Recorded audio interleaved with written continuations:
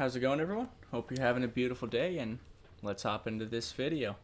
So in today's episode, what I'm going to attempt to do is a copper shim mod on an EVGA for the Win 3 3070ti.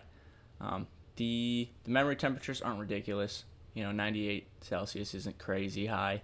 It's still within the operating temperature, but that's a little high on this card. This card likes to pull more power and stays a little bit hotter. So if we can reduce that, that's awesome, and I figured I'd try it because I definitely need to do it to my Founders Edition cards, and the actual product I'm using for the copper shim today does not have a Founders Edition product out yet, but I'm sure it's in the works, so I'll be doing that as soon as they come out with those guys. So I'm going to practice it and try it out on this guy and take you guys along with me.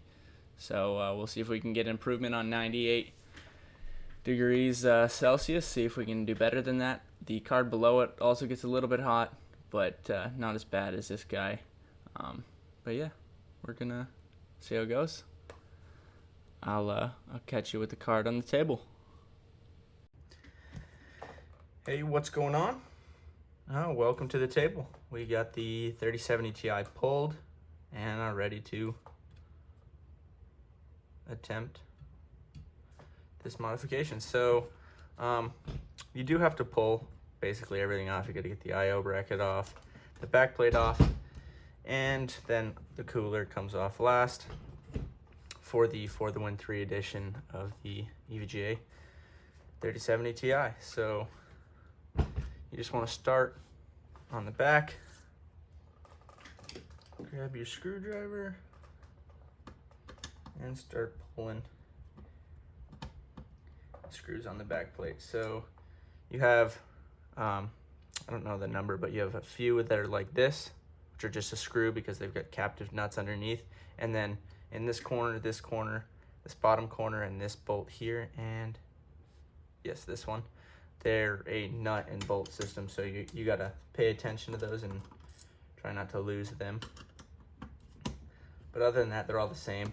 I believe even these bolts thread into those nuts, so you can't really get them confused. They're not incredibly tight torqued on there at all, so you can just use your finger to hold the back of that nut like that, and yeah, you have it off. I do keep mine separate just in case, just for peace of mind, but I think they're the same. Same with this corner. Nut and bolt. This guy should just be a threads only, and this guy's a nut and bolt as well.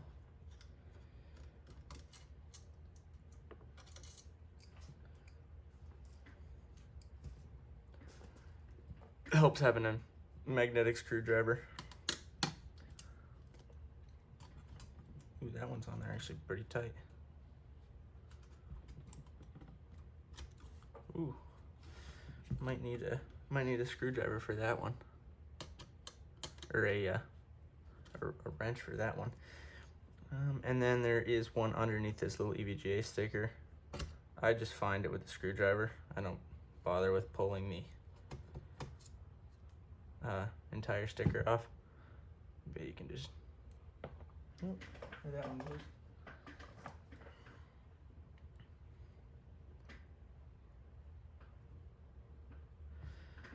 So then you have this pain in the butt one right here. That is a nut and bolt.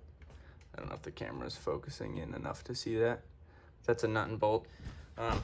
What I do for taking it off is this has worked in the past to take it off, is just use a screwdriver to hold the nut on the bottom and just apply a little bit of pressure with the your thumb and the IO plate, and that'll get that off that way. And I'll try the same method on this bolt here that's stuck. Otherwise I gotta go grab a pair of pliers to just help hold that. No, that seemed to do the trick. And that's just because obviously your fingers are going to squish while holding it, whereas the metal secondary screwdriver is not going to flex, so you can use that little apply pressure method to help pull that off. So after you do that, that should be all of your pieces. Now there is thermal pads like here and here, I think. So just rock it back and forth lightly. Try not to twist. So that one stayed on there. I'm actually gonna pull that off and put it on the back plate because I'm just gonna reuse these. I don't feel like recutting new pads here, and those are really thick. I don't think I even have any on hand. But yeah, I just took those off and I'll leave them on the back plate. And then unfortunately you do have to take your IO shield off. This guy uses a little bit smaller screws, so I switched to this smaller screwdriver. So if you look, there's 1, 2, 3 right below the 3 display ports. And these guys are different, so keep these separate than the backplate screws, obviously.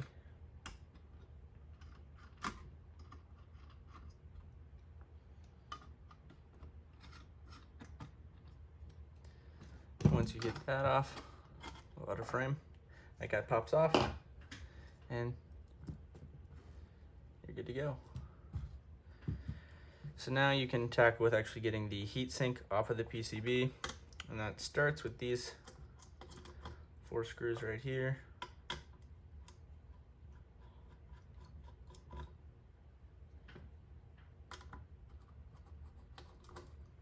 These are what apply pressure to your die and your memory modules and all that stuff, so you get proper contact for proper heat dissipation. So once you get those 4 bolts out, you can try to start wiggling loose the actual PCB from the heatsink. So you should have every single bolt out, and we're just gonna wiggle it back and forth. Now once it breaks loose, don't pull it up because you still have a connector here and your 3 fan connectors here. I believe that's your RGB connector. Not 100%, don't quote me on that, but there is a plug or a connector there. So I'm just doing a little bit of wiggling, trying to get those pads to come loose, because that's mainly what's giving you big I guess adhesion to the heatsink, which, you know, it shows it does do its job, but just not that well. On this specific card, like I showed, we were getting, you know, 98, sometimes in the hundreds Celsius for memory temperature, which is a little bit ridiculous. So I just felt that release right there, and boom, that guy's loose. Now that this is loose from the actual cooler, I can actually fit my thumb in here and press this connector and pull the PCB up, and then unclip those guys. And I can flop this back, being very careful of these connectors here. We all know how these can be. So your fan connectors are a little bit of a pain. You don't have much scope of the cables here, and they're really fragile. So just obviously take your time. Try not to break these. You want your fans to function properly. Boom, boom, and boom. So there we go. We have the heatsink separated from the PCB. I'm going to set the heatsink to the side for now and slide the PCB in here. So this guy, I don't know exactly what type of thermal compound EVGA uses, but the last couple I took apart, isopropyl alcohol did not want to help take my thermal compound off right off the bat. So I actually take just a plastic scraper. This came with my thermal compound, and that works really well for just scraping this stuff off. Don't use any metal on your actual die, the core of your GPU, because this is the bare core. There's no IHS or anything protecting the actual core. This is it. You don't want micro scratches in there. That'll give you hot spots and all sorts of other problems. So thermal problems, that is. So just try and not use metal. Avoid using metal at all costs when you're in this exposed PCB.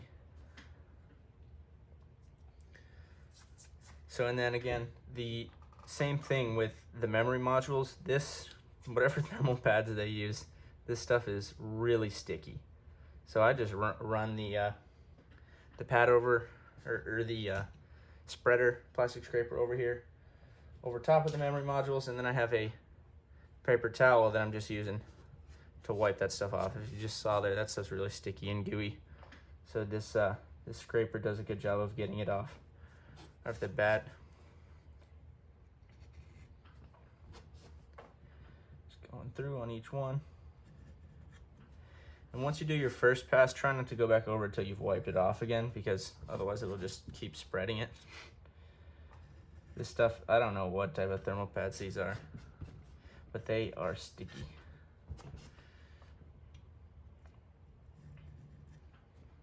Ooh, just missed a piece.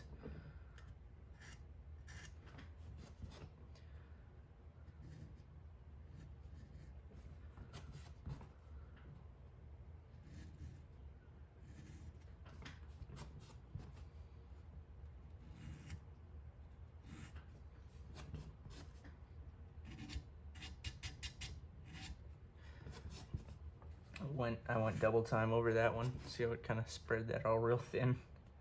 I guess the inside of these doesn't really matter if you're super particular about how clean your PCB needs to get. I guess go at it, but you're gonna be putting thermal paste right on there. So then what I do next is I take a Q-tip, a cotton swab, whatever you call it, and I put a little bit of isopropyl alcohol just on the tip there, and just give the memory modules a nice wipe down to get anything extra I can get off. Like I said, this thermal pad residue or whatever it is left on here is really sticky, nasty stuff. Like this isopropyl alcohol, it's 91%, so almost the highest you can get, and it's not even really doing anything, just smearing it all around, which is funny, but you know, I don't know if that means these pads are good or bad. The existing ones. This is a stock 3070 Ti. I've not done anything to it up until now. So we're testing stock performance to Coolmine GPU copper modded performance, which should be a significant difference. And I live in Florida, so we always have hot temperatures, and that's why I have opted to go with the copper mod instead of just getting thermal pads. And to be honest, the price difference really isn't that crazy getting a copper mod piece from Coolmine GPU, because quality thermal pads can be pricey in themselves. Now, you can sometimes get 2 GPUs out of a $30 set of thermal pads if you're cutting them yourself. But honestly, I'd rather the reliability and kind of the permanent, quote unquote, fix that the copper mod gives you. Now, you definitely have to repaste your GPU and stuff like that if you're using it for mining 24/7. You're gonna have to repaste it probably every 2 years or so, 2 or 3 years, if you're using your thing 24/7. But even if you're just watching this video as a gamer with really hot temperatures, you'd be fine, probably indefinitely, doing a copper modification like this. Definitely is going to give you the thermal results you're hoping for, especially if you're overclocking your GPU and whatnot for better FPS and stuff like that. Because I know there's more people that use GPUs than just miners. But then for whatever reason, if you take a dry paper towel and give the VRAM modules a little bit of a wipe, that helps get some of that residue off after going over it with isopropyl alcohol.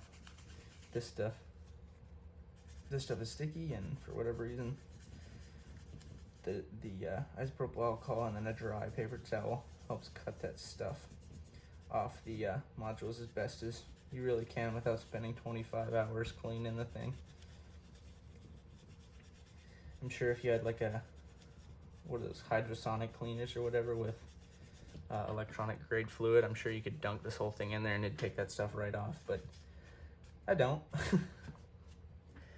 I'm just sitting in my bedroom cleaning this thing off. I'm just gonna put a little bit of IPA on there and just clean off that core as best as I can. And I think that's about all I need to do for the core, or the PCB side. So we're gonna obviously repaste and all that stuff after we clean the heatsink. So we'll get that guy in here.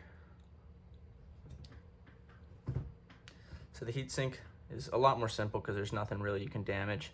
Still don't recommend using metal on here. Stick with a plastic scraper. If you don't have something like this, take an old credit card, gift card, ID card, whatever you have, and just cut it into little slivers and use that. That does the same trick. As we know, plastic's not going to scrape metal, whereas if you use something like a razor blade, you run that risk. And scratches don't give you the best thermal connection for these specific scenarios. And so those are the memory module thermal pads. Removing those, but this guy's staying, which I believe is the VRMs, so like power delivery and all that stuff is cooled by this pad. Honestly, that pad's fine, and I think these are some more power management pieces here. I'm leaving them as well. That looks almost like some type of thermal paste, but yeah, it's staying. I don't feel like changing that. I'm just gonna scrape that off. Put that on that trash paper towel from earlier, and then give it a nice scrape, and then we'll go over it with a paper towel with some alcohol on it.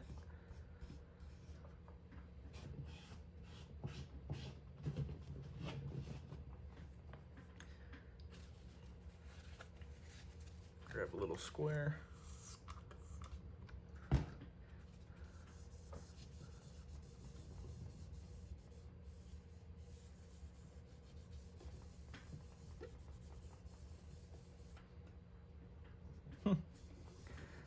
I may have lied about plastic not scraping. Look at that. I don't know if the camera, oh yeah, the camera picks those up.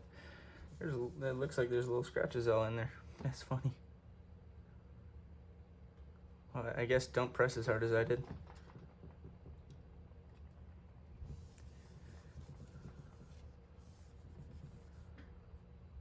This is the heatsink side though, so it shouldn't really cause any issues. I don't know what this little piece of junk is.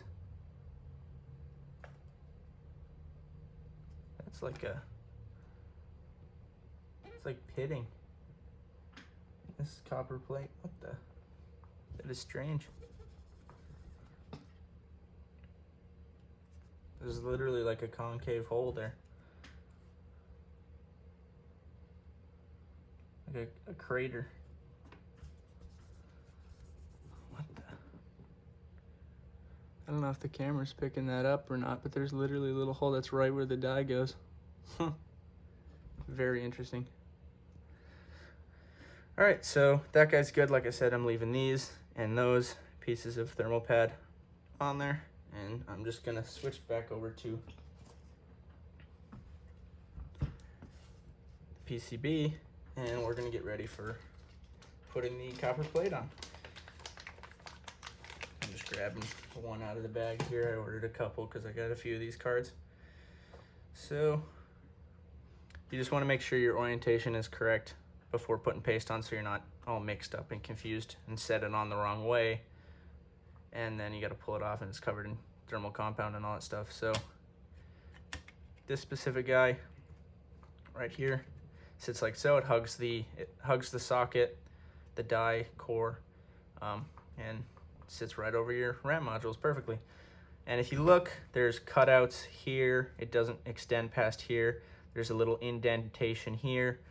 So CoolMyGPU's done a really good job at, notching out everything and making sure none of the raised capacitors and diodes and what have you that's all over this board are touching the copper plate, because that would cause a short. Obviously you don't want that, but they've done the due diligence and I haven't had any problems with previous GPUs I've done these mods to. So yeah, you should be fine. If you're really, what's the word, a really safe person, like having that super peace of mind, you could put, if you had, say, like 0.5 millimeter thermal pads or something, you could put that over pieces you're skeptical about. And because thermal pads aren't electrically conductive, so that would give you that extra protective barrier if you're like that. I feel perfectly safe. I've done this before with a 3070 Ti, so I know I haven't any problems yet. So I'm fine with sticking with how this guy works. And yeah, we'll get started with the application of the thermal compound and all that fun jazz. So what I'm using is just Arctic MX4. If you have anything better you like if you have Noctua or whatever, just I have these two tubes on hand, and actually Komai GPU, I don't know if they recommend it, but they sell these plates with Arctic MX4, and I just happen to have some, so I didn't buy them with Arctic MX4. I just had this stuff already, so I'm gonna use what they send their product with because it's probably what they test with. So what I'm gonna do is just put a good sized blob on each one of these memory modules.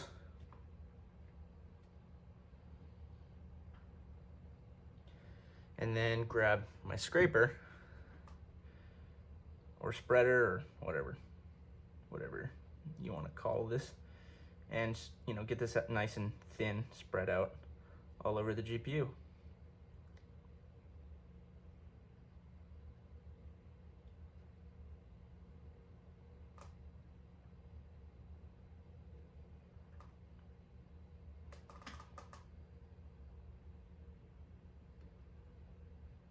Now you don't want to go too crazy thick on this, because I guess technically you could have too much to where you're holding the heatsink off far. I know it's a paste, so it should squeeze out, but it can only squeeze out so much.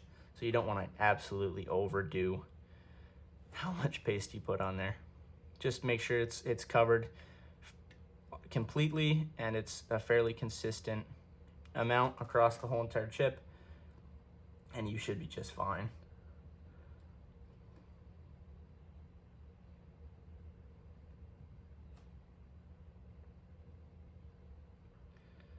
So boom, there's all of those. And then I'm gonna put a good sized blob on here. And in case you've never done anything to your GPU before, you always want to spread your paste out on the actual die of your GPU, because the GPU is it's like I said before, it's the bare GPU. There's no IHS, which is a heat spreader.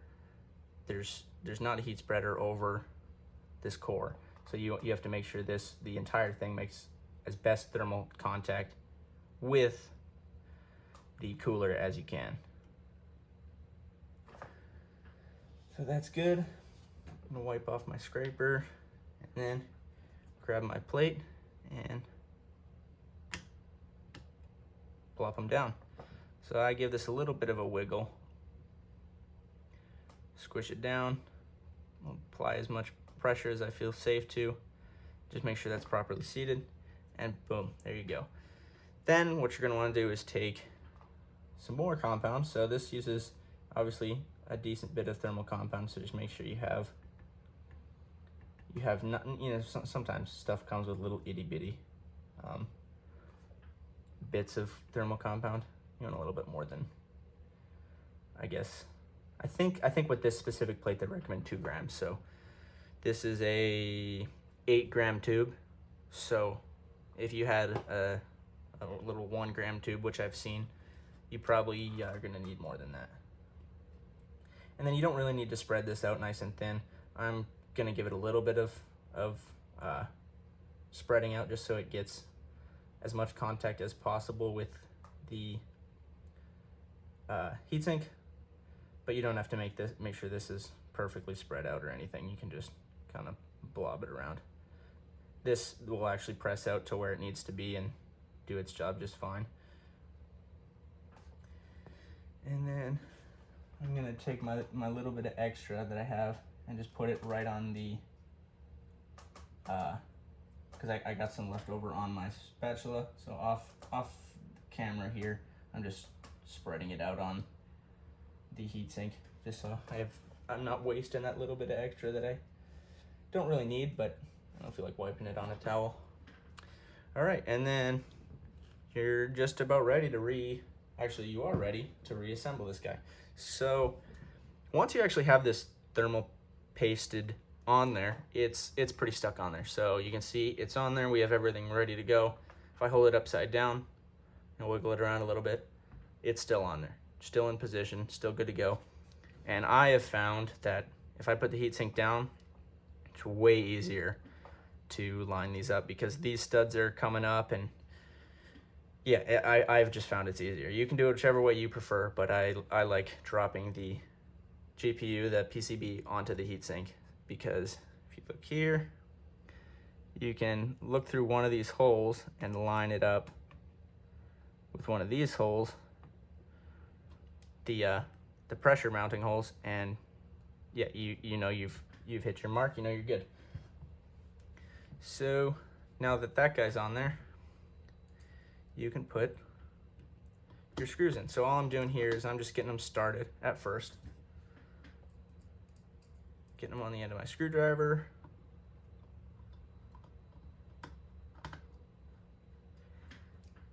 And just getting them started. No tightening down yet. Just want to make sure they're all four in there so I can go around from corner to corner and get as even of a pressure as I can so that all the thermal paste doesn't squish out to one side. It kind of evenly spreads out instead of just all pushing to one side or the other. So I'm going to tighten this guy up a little bit, this guy up a little bit, this guy up a little bit, and just continue that process.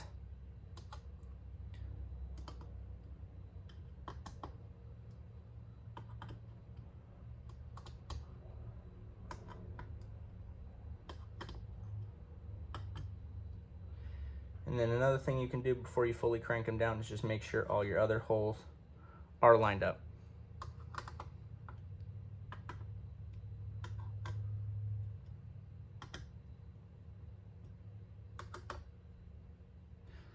That one's snugged, that one's snugged, that one's snugged, and that one's snugged. Now, you don't want to over tighten these, obviously, because you can bend the PCB and all sorts of nasty stuff, maybe strip out the heatsink, and then you run into other problems. But other than the backplate, you're good to go. Now, I like to leave these off. If you're more of a put it on after the fact guy, or before guy, you could do that. I just find that these are easier to put on, well, the PCB itself is easier to put on the heatsink after or before you put the clips on, so you don't have wires messing with your alignment or anything. And as you can see, you know, you have decent access here to get them off. The only reason I pull them off before, or I pull them off while the PCB's actually off of the heatsink, is it's really hard to push the lever down and pull these at the same time. I guess if you had a pair of like tweezers or something like that, maybe that would help, but I feel like you couldn't get enough pressure with those guys. And then you have this last one at the end. This one's a little bit of a pain in the butt, but you kind of can get it started, and then you can use a screwdriver to drive it home. Boom. I don't know if I got that on frame, but yeah. So now all you need to do is just put your backplate on. So I've touched a little bit of this with my fingers, so I'm just going to take another Q-tip really quick. And the parts that I know is getting thermal contact, so these, I'm not exactly sure what these are, but whatever these are, and then this area, just gonna make sure there's no finger oils getting in the way of good thermal contact. You can see some of my palm or fingerprints on the back of this thing. No reason to get too picky, but I just like to clean those guys off a little bit just to help prevent any type of thermal problems. I mean, that's the whole reason we're doing this mod, is to fix memory temperatures. So then, last piece is the backplate. So those guys, just make sure you drop it straight on so that those thermal pads are where they're supposed to be, and you're not like sliding it and the thermal pads aren't where they're, yeah. Looking for my cap for my thermal, there we go.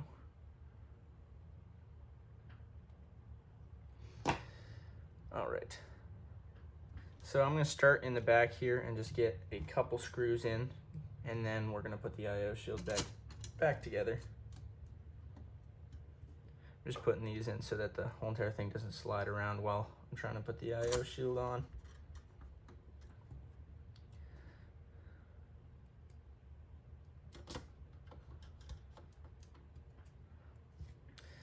So yeah, then you just have your IO shield that just needs to go in here. Now this guy is a mix of these 2 bolts, as you can see, and then those 3 screws we took off before. I'm gonna start with the 3 screws just so that everything's properly where it's supposed to be on that end, and then we can mess with the backplate screws, which are bolts in this case. I don't really know why EVGA decided to go that route with this card, or probably all their 30 series cards, is I feel like bolts are a little bit of a bigger pain in the butt. So those guys are on,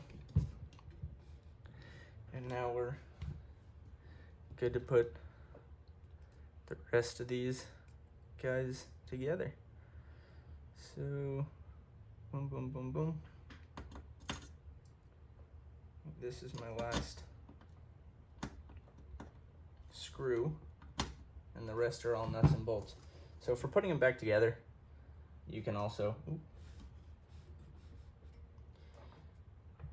just use your finger. Now if you run into issues, you can grab, like I said, needle nose pliers or some tweezers or something. Forgot this little guy. I knew I was missing one. Saw not the right amount of bolts.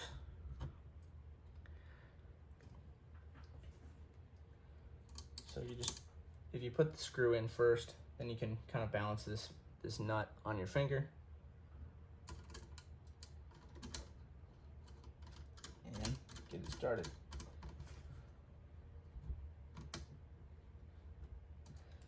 So once again, I'm gonna use this screwdriver for a little bit of added rigidity. That guy's on there.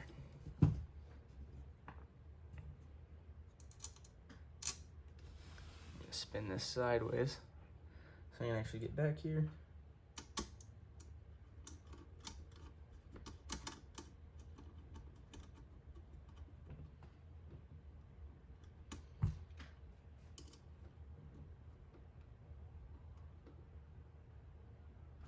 Nice and snug.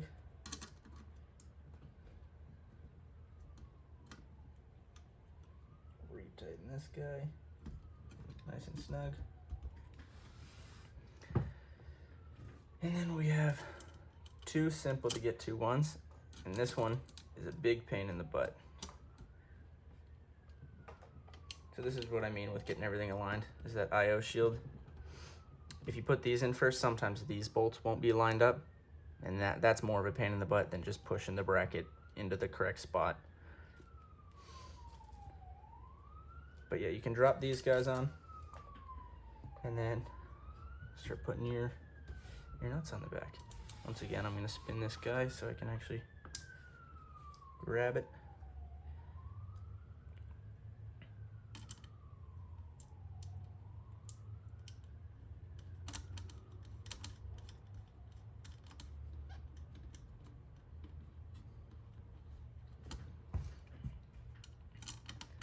Now, if you have tiny, tiny wrenches, I mean, go for it. I'd recommend using a wrench, but I don't even know what size you'd call that, an 1/8 inch nut. That thing's very small. It's probably millimeters. but I'm American, so I go by fractions.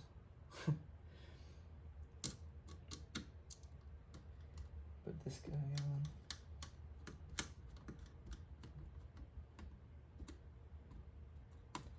And that one worked just fine with just my finger. I didn't have to use this. Like, that one's tight. And then this is the pain in the butt one. So I don't know if that'll show up, but you can't fit a finger in there. It's a real big pain. That one should have been a captive nut. This gets to be a pain. The way I got it on my previous one was I literally put this guy on the end and kind of shoved it through the plastic piece here, bent it out a little bit to get that on. Don't recommend doing that. So I'm gonna go grab some needle nose and see if that'll fix it, or fix it, if that'll make it easier, and I'll let you guys know.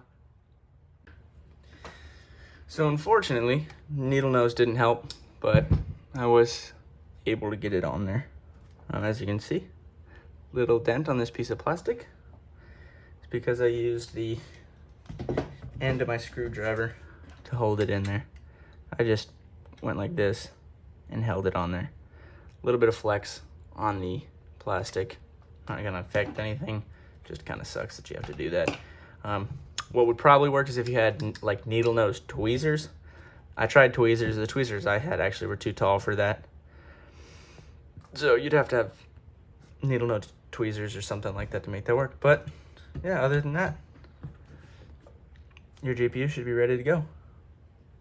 So let's plug it in and see the results. All right, so got the card back and reinstalled in the rig, and we've been mining for about 20 minutes, and the temperatures are looking good.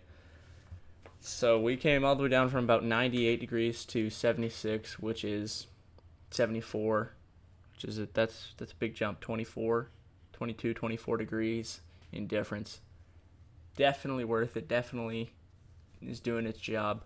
From what I understand, I mean, maybe I didn't get the perfect amount of thermal paste on the core, but from what I understand, your core, it kind of tends to go up a little bit just based on the fact that there's more heat soak now on your actual heat sink. So your heat sink's actually dissipating that 98 degrees Celsius that's coming off the memory, and so there's less heat saturation that could be taken from your core. But I think it's a fairly decent trade-off. I think it was at like 58 before, so it's a 3-degree increase on the core, which it's gone back down to 59. So it's kind of still a little bit fluctuating, but all in all, definitely happy with the results. Those speak for themselves. 76 degrees from 98. It's a big jump. But yeah, that's all I have for you guys today. So if you need some memory temperatures to be lower than what they currently are, I would definitely recommend trying this. It's really not that much more expensive than just getting good thermal pads anyways. I think the shims are like $24 a piece, which isn't much more expensive than pads nowadays. So yeah, catch you in the next one.